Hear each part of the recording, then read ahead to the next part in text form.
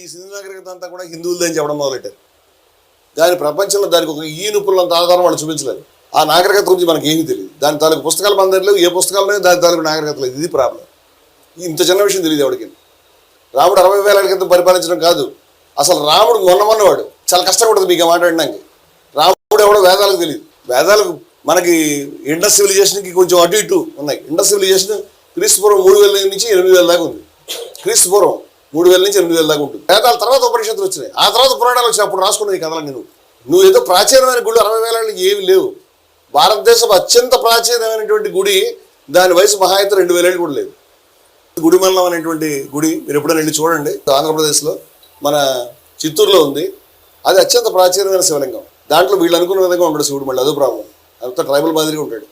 అది direct pennies, అది ఇంకేం లేదు. పెన్నీస్నే పురుషావయవాన్నే పూజించడం అనేది, ఆరాధించడం అనేది అది పైగా వేదాల్లో లేని వచ్చింది. ఎక్కడి నుంచి వచ్చింది? బయట నుంచి. గుడి మంది కాదు, బయట నుంచి వచ్చింది. వేద ఋషికి ఒక గుడి తెలియదు, ఆయన గుడి కట్టలేదు, ఆయన తెలియదు. వేదాల్లో గుళ్ళలో చదివేటువంటి నమ్మకం చమకం అది వేదాల్లో ఉన్నమాట నిజమే, కానీ అది శివుడి గురించి రాసినవి కాదు. వేదాలకు శివుడు ఎవరో తెలియదు.